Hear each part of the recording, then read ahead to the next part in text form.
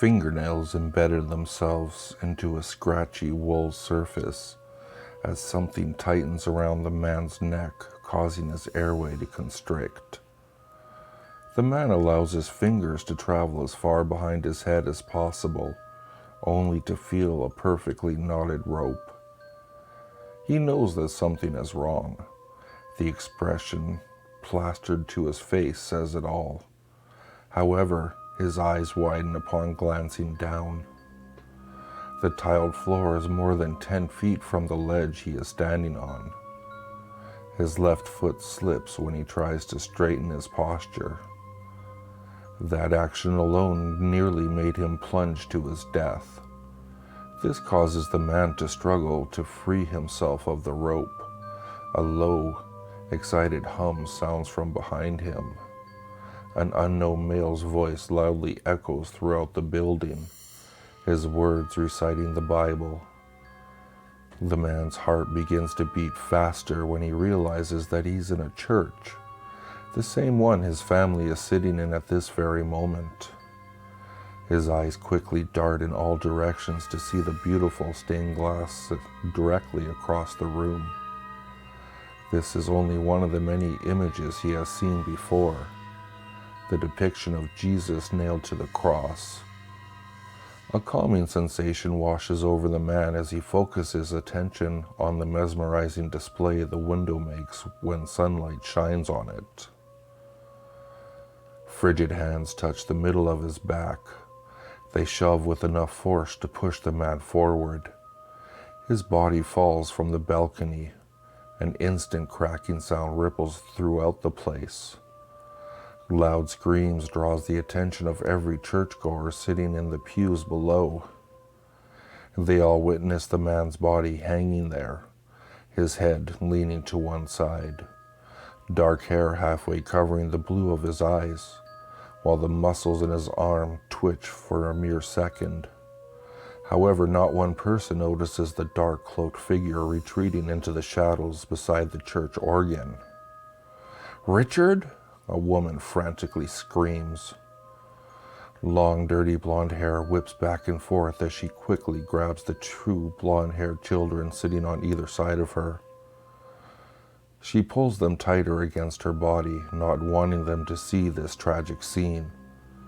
A red-haired woman sitting in front of her jumps up from the light wooden pew as she was in, a cell phone pressed against her ear as she turns to look at the frightened family.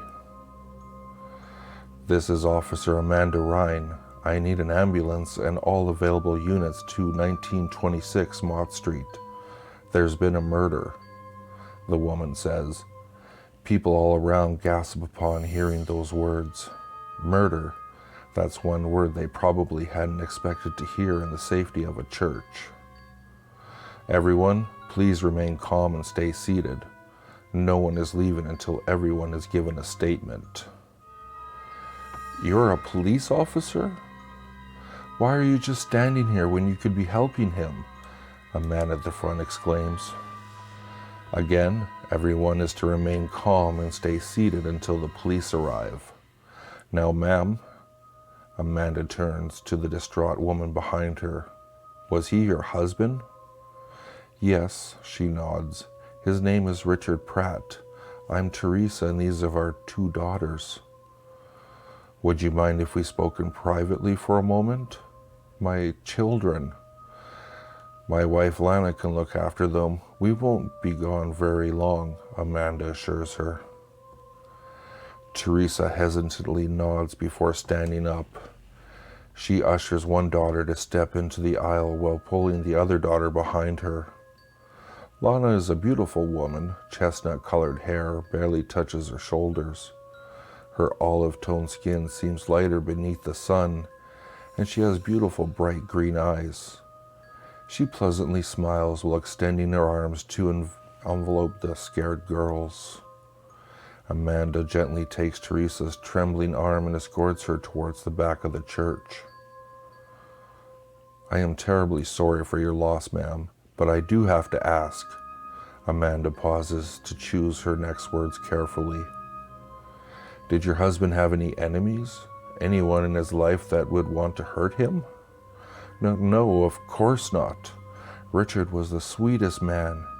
He helped anyone who needed it and put everyone else before him. Oh God, how? Teresa shakes her head. How am I going to explain this to my daughters? The best thing you can do for them at this moment is to keep them in the dark. There is a grief counselor that works closely with our department. We can bring them here until the person responsible is caught. I'm going to take you to one of those other rooms, but that is where you will need to remain until I'm able to tell you otherwise. Who would do something like this in a church, no less? Teresa asks. Her shoulders begin to shake uncontrollably. Tears slide down her cheeks once more as Amanda takes her back to be with her children. The large open church room slowly fills with the whispers of people talking amongst themselves about the current situation. They begin to develop theories as to who was responsible for it and start rumors about now the deceased man and his life at home with his family where other police officers arrive. Those theories and rumors spread around the large room like wildfire. Those people had not truly taken into consideration of how their words would only make the grieving wife and daughter all the more upset. This particular family had every right to be upset. They had just lost an important person in their lives. The police try to be discreet as possible whilst discussing the matter of what to do with the body. A few of the officers want to cut the rope in order to bring down the man whom had met his untimely death, yet they are not able to do so because this is now an active crime scene, which meant that they would have to investigate, not to mention the fact that there is an entire church full of suspects. Any one of these people could have been the reason to kill the man.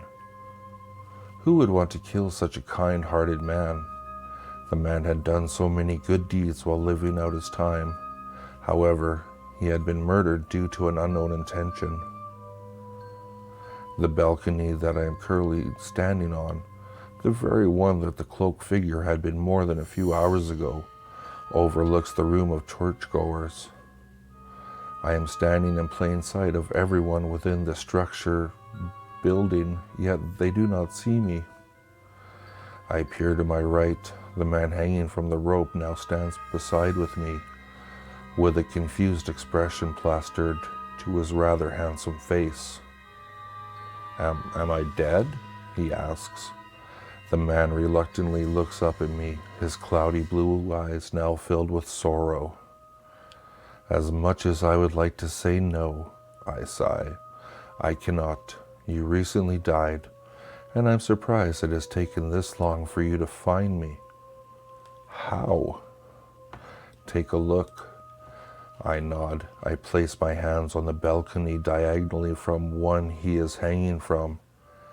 He stares at the sight of his own body, displayed in such a horrible way for everyone in his community to see. He looks back at me, swallowing the lump in his throat, even though he doesn't have a physical body.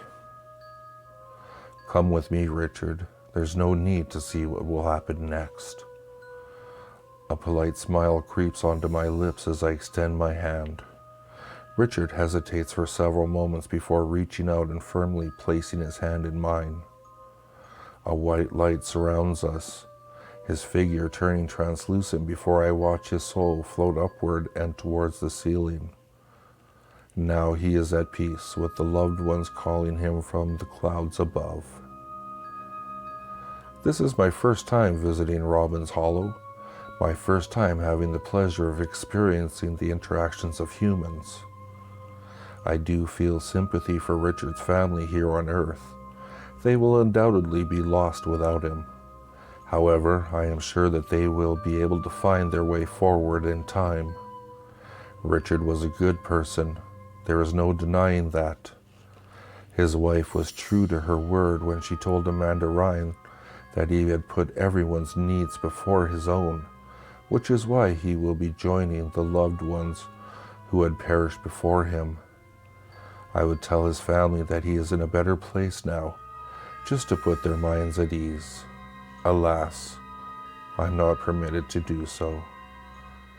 I have one strict rule about spending time on Earth: stay hidden. You are probably wondering who I am. Well, in time you will come to find out. As for now, you can call me Vincent.